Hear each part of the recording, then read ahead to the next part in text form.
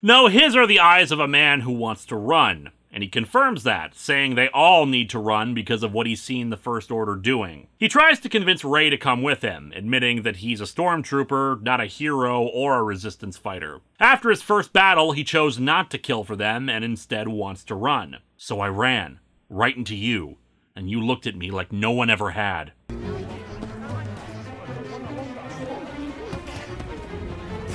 Finn walks off with a couple of freighter crew, much to Rey's sadness, but then she hears a voice calling out. She and BB-8 follow it down some stairs until she comes across a chest containing Luke's old lightsaber, ending issue 3. Okay, I know episode 9 probably won't answer this because it's more about the characters and dynamics and broader themes and all, but someday I would really like to know just how the hell she got that! Upon touching the lightsaber, she has a series of visions. The past, when Kylo Ren and his followers destroyed Luke's Jedi, along with Rey being abandoned by her parents on Jakku. The future, seeing the fight at the end of the movie, and shadowy images of Yoda and Obi-Wan talking about the Force. Of course! This movie was hinting at Rey's true lineage this whole time! She's the secret love child of Obi-Wan and Yoda! However, it ends with her falling back out and words whispering in her head. Rey, these are your first steps. Which... thank God for this comic adaptation. I've watched the movie dozens of times, and I have never noticed that that's what it was saying. And it's just made me appreciate the whole thing more. Maz comes down and points out that it's Luke's lightsaber and that it's calling out to her. She wants to go back to Jakku, but Maz points out the obvious. Her parents are not coming back for her. The belonging you seek is not behind you, it is ahead. I am no Jedi, but I know the Force. It moves through and surrounds every living thing. It has no concept of personal space. Close your eyes. Feel it. The light. It's always been there. It will guide you. Well, not if her eyes are closed, it won't. Rey refuses the call to action and runs off, BB-8 following after her. Back at Starkiller Base, General Hux is giving a full-on Hitler speech to the First Order, announcing that they're going to destroy the New Republic. They activate the big-ass weapon attached to the planet that they hollowed out, and yeah, here's your nightmare fuel right here, Hux's face with the fire in his eyes. The weapon fires and wipes out the entirety of the Hosnian system, where the Republic is based out of. Not sure why it wasn't Coruscant. Yeah, I know that there's an in-universe reason why it isn't, but that's not what I'm talking about. Honestly, I feel it would have had a lot more impact if they had utterly destroyed Coruscant. I may not like the prequels, but they're a part of the franchise, and Coruscant was a major factor in it. Completely destroying a staple of the universe would have shown how they were not screwing around, just as much as if they had destroyed Naboo or Tatooine. It's certainly still scary and awe-inspiring to behold, but I just feel it could have had an even larger effect is all. The shot is big enough to be seen even from Takodana, getting the attention of everyone there. Of course, an even scarier sight soon comes, a fleet of First Order TIE fighters and dropships.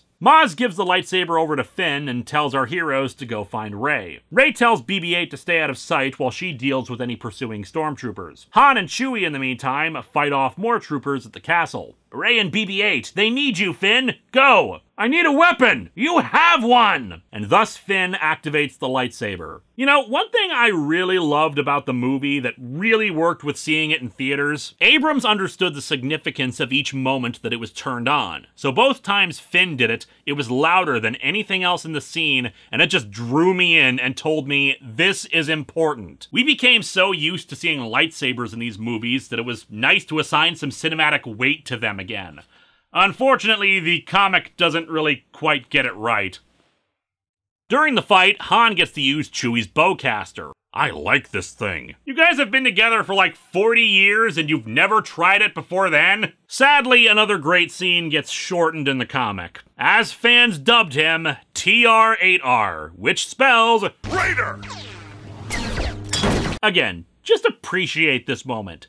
Decades of stormtroopers being made into a punchline. And this guy sees Finn, the guy who betrayed them, running around with a lightsaber, and he's just like, oh, it's on, you son of a bitch! Throws down his gun and pulls out a melee weapon so he can beat him to death properly. I know there's an expanded universe backstory to this guy, a personal connection with Finn, but screw that! I love the fact that some random-ass stormtrooper is just that pissed at Finn. He's roaring and angry, and we don't know who this guy is, but he's mad and he wants Finn dead, and he almost pulls it off, too. And me personally, I had more emotional investment in this one pissed-off stormtrooper who had a single word of dialogue than I did with most of the characters in the prequels. And unfortunately, the comic limits it to just him yelling, "Traitor!" attacking, kicking Finn away, and then blasted. I know, it's not actually important to the story, but damn if it doesn't feel like a more real, lived-in world with just that one element, and I'm sad to see it reduced like that. Anyway, they're captured, but not for very long, as the cavalry comes in. The Resistance, in a bunch of X-Wings led by, surprisingly enough, Poe Dameron. We see a montage of him blowing up a bunch of TIE fighters on his own. Woohoo! Yeah, that's one hell of a pilot! Woohoo! Yeah, that's one hell of an awkward line! Feels like they were trying to justify the whole best pilot in the Resistance thing when we already saw that demonstrated by him doing serious damage to a Star Destroyer in only a single TIE fighter. Anyway, Kylo Ren finds Rey and, reading her mind, senses that she's seen the map, so decides to just take her instead, since they can pull the map from her memory. Finn sees Kylo take her, but it's too late. He and the rest of the First Order forces withdraw. The Resistance lands, and unfortunately another condensed scene is Leia and Han's reunion, with him just mentioning that he saw their son because, well, issue 4 is done with and they don't have enough time for anything else. Interestingly, in the individual issues, the opening crawl for issue 5 says that Maz Kanata is Han's mentor. I must have missed that scene in Solo. Everyone is brought to the Resistance's base on the planet Dakar, where Finn and Poe reunite. He explains that he was thrown from the crash and woke up at night, so I guess Finn didn't really spend that much time looking for him. And he somehow managed to get in touch with the Resistance to get off of Jakku. They examine the map fragment they got from BB-8, but unfortunately it doesn't match any known star system, and the fact that it's incomplete means that they don't know where to go from there. Leia feels bummed that she couldn't bring Luke back, and Han tries to comfort her without success. Han has given up on trying to get Kylo back, originally named Ben, but Leia thinks that there's still good in him. I said earlier a line was cut here that basically explains why Han went back to being a smuggler in the wake of losing Ben. I went back to the only thing I was ever good at. I've got to imagine that the same is true for Leia. She saw the Empire rising up again in the form of the First Order, a bunch of neo-Nazis fetishizing something she fought to destroy, and her son decides to go join them, and went back to old habits, leading a ragtag force to defeat them. It made sense to me, character-wise. We cut back over to Starkiller Base, where Kylo was interrogating Rey. Where am I? You're my guest. You still want to kill me, don't you? Why? What did I ever do? That happens when you're being hunted by a creature in a mask. Bet you wouldn't say that about Batman. He takes off the mask, possibly as a way of gaining trust, but then he lays in with the douchebaggery. Somehow you convinced the droid to show it to you. You. A scavenger. Like, this is the entitlement to this dude, that he can't conceive that maybe she was just nice, or in the room, or joining with the Resistance, or any other explanation. Her occupation from being stuck on a crappy desert planet automatically disqualifies her from getting this information. He reads her mind and her fears, especially her feelings about seeing Han Solo as a father figure. He would just disappoint you. But soon she turns it around on him, instinctively using the Force right back at him and his fear of not being as strong as Darth Vader. He's so impressed with her that he has to go tell Snoke about it. Hux has also tracked a reconnaissance ship back to the Resistance base, so they're ready to start charging their weapon again. Kylo thinks that he can still get the map out of her, but will need Snoke's help. However, because of her connection to the Force, Snoke wants her brought to him at once. And I do love how Snoke has learned from the Emperor's mistake. Sure, he wants to do it himself, but no trying to tempt her to the dark side. Just kill the threat and be done with it. At the Resistance base, they show off Starkiller Base, so named because it drains the power of a sun to charge it and fire it. And I want you all to take a moment to appreciate Starkiller Base. In the movie, it's compared to the Death Star, and it's one of those points that people use to compare it to A New Hope, but by that logic, Return of the Jedi is a ripoff of A New Hope. Han writes it off as, so it's big. But it's not just that. The Death Star was still limited by range, mobility, and a weakness that could be exploited with a precise enough attack. If this thing is to be believed, its range is limitless. At the very least, it can fire across star systems. A super weapon that can annihilate multiple targets in a single volley, and it doesn't have to be near it. With the Death Star, you at least have the chance of seeing it coming and organizing an evacuation or some kind of defense. This thing, it can happen anytime, for any reason, and you'll never know it's coming. That is terrifying. Honestly, that's one of my few complaints about the movie. This thing is pants to be dark-sided scary, but it isn't as built up as it should be. A New Hope at least conveyed the sheer terror of the Death Star, where even Obi-Wan, seasoned Jedi Master, was all, oh crap, maybe we should turn around.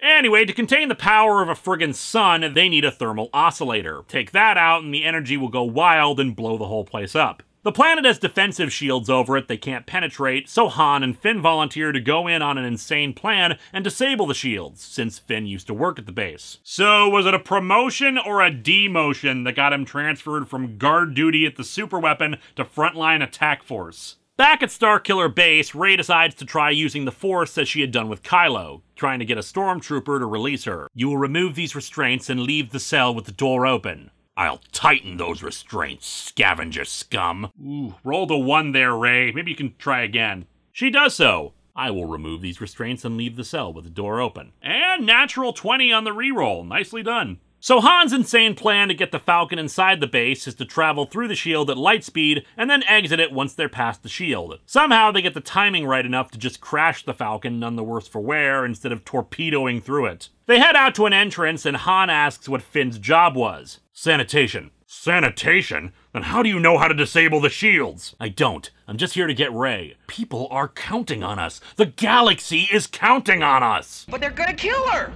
Better her than me. I love character development. Solo, we'll figure something out. We'll use the Force. That's not how the Force works. We don't have any old men to sacrifice to the villain. Oh, crap. Fortunately, Finn does have an idea about the shield. They find Captain Phasma and take her hostage, threatening to kill her if she doesn't shut the shield off. She does so, because evil is a superstitious, cowardly lot. Though if I may make one comment on The Last Jedi, there's a deleted scene where Finn reveals her cowardice to some of her troops, and she has to shoot them all to protect herself, and I really, really wish it had stayed in. Helps make it seem like there's more of a payoff than just making this look really easy for them. But nah, they dump her in a trash compactor and continue the search for Rey. With the shield down, Poe's fleet makes their attack run, and this is really where I have to argue against the idea of this being a carbon copy of A New Hope. In A New Hope, the entire focus of the movie's climax is on the Death Star attack, the desperation of making the trench run, and the growing tension as it gets closer and closer to Luke making his shot. Here, the focus is not on the attack on the oscillator. Sure, it's certainly there, but since we've spent less time with Poe, there's not as much investment with him as a character making this attack, nor on the attack itself. No, the real focus of the scene is the people on the ground. We've spent the movie with Rey and Finn, so we care more about what's going on with them. Cinematic language and narrative mean more to the originality of the film. Sure, there are things here and there you can compare, but it doesn't follow the plot beat for beat, the character dynamics and motivations are radically different, and what the movie is telling us is important, and what we should care about is what makes it distinct. Rey, having escaped earlier and been running around since then, finally meets up with the rest of our heroes. They get ready to head out, but Han can tell things are going bad for the Resistance forces and they need to try to help, readying a bag full of explosives to blow up the oscillator themselves. But then Han spots Kylo Ren waiting for him. He goes over to him to try to convince him to leave, that he still loves him and believes in him. But unfortunately, if this entire franchise has proven anything, it's that Han Solo sucks at convincing people to do anything. So issue 5 ends with Kylo igniting his lightsaber and killing him. Also, turns out holes in your torso give you a really bad sunburn. Have a great day. You look like a purse. We begin our final issue with Han falling off of a patented Star Wars safety railings are for chumps catwalk as Leia senses his death via the Force. Chewie, enraged, shoots Kylo as he sets off the explosives, striking him in the side. As he staggers back, he spots Rey and Finn watching everything unfold. See? Told you Han Solo was a terrible father figure! Fell to his death instead of offering to let me use his corpse as a cane! As Poe's fighter squadron renews its attack, Kylo somehow manages to get ahead of Rey and Finn and intercept them, bleeding heavily from the wound in his side. Gotta give Kylo credit with how strong he is. While he's clearly debilitated from this injury, the movie earlier established that Chewie's bowcaster could send people flying through the air upon impact, so the fact that he's not dead, blasted off the edge right next to Han, is pretty damn impressive. He force pushes Rey into a tree and knocks her out before bringing his lightsaber to bear on Finn, calling him a traitor. Says the man who murdered his dad because he missed one of his birthdays or something. He wants the lightsaber, though how he knows what the lightsaber is remains unexplained. Maybe he learned it from Rey's mind, I don't know. The two clash, with Kylo eventually using his saber's crossguard to burn Finn's shoulder and slash him across the back, the shock and pain knocking him out. Kylo tries to use the Force to pull the lightsaber to him, but he can't in his weakened state. Instead, the lightsaber flips right over to Rey, much to her own surprise that she did so. The two begin their own fight as Poe finally succeeds in destroying the oscillator. The planet starts to break up and Rey is forced near a cliff. You need a teacher! I could show you the ways of the Force! Step 1, masks and helmets are always cool! Remembering Maz's earlier words, Rey closes her eyes and lets the Force flow into her, allowing her to turn the tables and stab and slash Kylo a few times. And for those who complain about her beating Kylo, 1, shut up. 2, she's got the Force flowing through her. That was the entire point of that sequence. And 3, again, Kylo is heavily injured already. If you really are that upset about her beating him, dude's massively bleeding from a wound that would have killed guys wearing armor. Anyway, a tremor opens up another crevice, separating Rey and Kylo. The Falcon soon arrives, though, and picks up Rey and the unconscious Finn. Upon returning to the Resistance base, Finn is brought to medics while Rey and Leia bond over the loss of Han. R2-D2's plot sensors kick in, though, and wake him up. Yeah, the comic failed to establish that he'd been in standby mode for a while now, so now in the comic we just have 2 random panels of his head. R2-D2 contains the rest of the map. It's likely Luke used R2 to help him find the Jedi Temple, and that's how he had this info, or perhaps his standby mode was just extrapolating all the data of his path and constructing a map from there, especially given the map contains what looks like a trail. Either way, Finn is in a coma, and Rey says goodbye to him before she goes off to find Luke. It's likely the Resistance sent her for the very same reason she's going. She's demonstrated Force powers, and, well, it'd be good for Luke to train her in her abilities. And so our comic ends with Rey arriving on the planet Ahch-To, home of the marketable plush toys, and finds Luke standing on some rocks. She offers him his old lightsaber, and the end. This movie is fantastic, and to say it's just repeating A New Hope does not give it the credit it deserves. And the comic's pretty good too.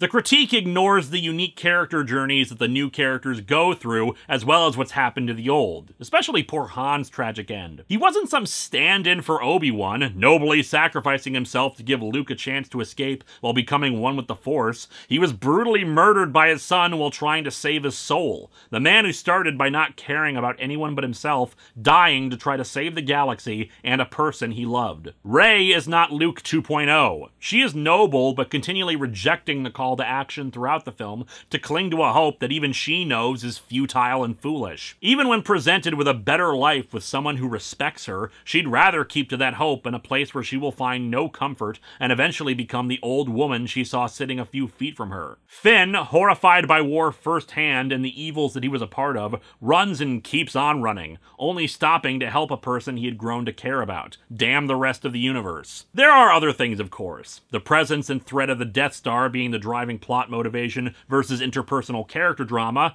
the emotional highs and lows of the characters in one movie versus the other. But what really separates this from A New Hope, frankly, is that A New Hope was never originally meant to be anything but a standalone story. There were no pieces in place for the assumption of sequels that would continue the character development begun in it. The Force Awakens was planned at the start of a new trilogy, so the journeys of self-discovery would be more fully explored in The Last Jedi and, presumably, Episode 9. The narrative is only like A New Hope if you strip it of all the important details about who wants what they do to achieve what they want, and the paths they follow along the narrative. Let me put it this way.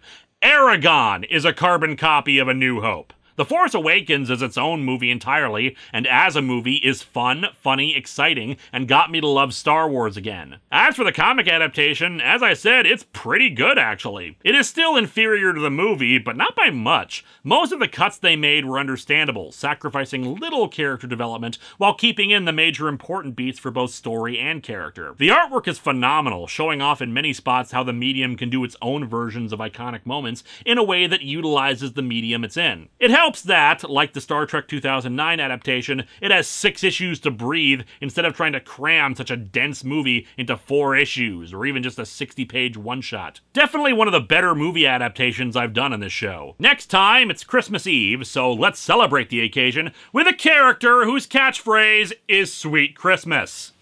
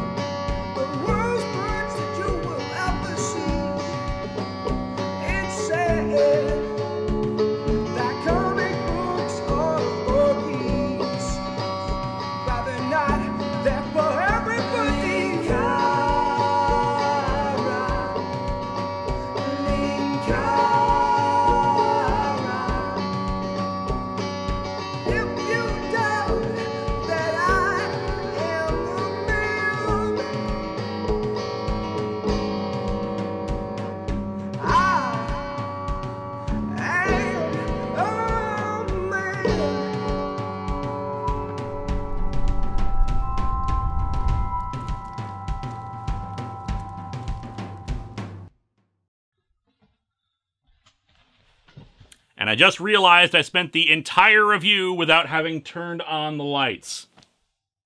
Whoops.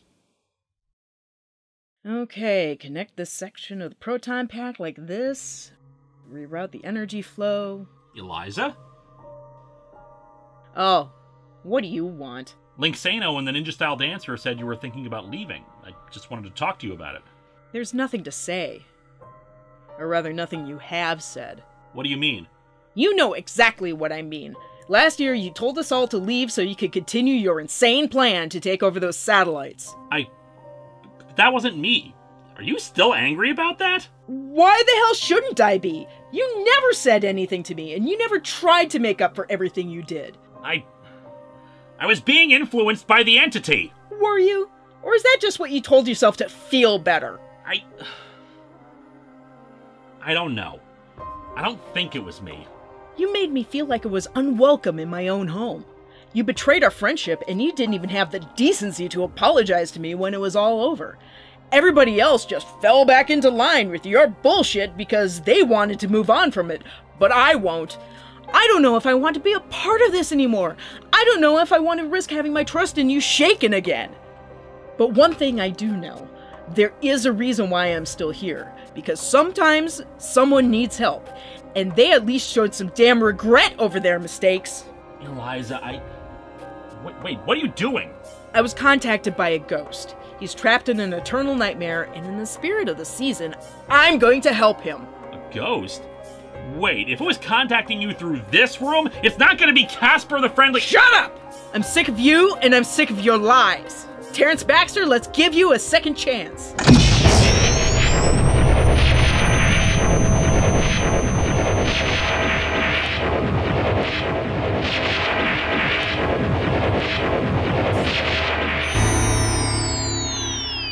At last. Still dead, but no longer restrained. My soul has been saved. Thank you, brave creature. These chains were forged link by link by my own sins. I wonder how many more links I shall add this night alone.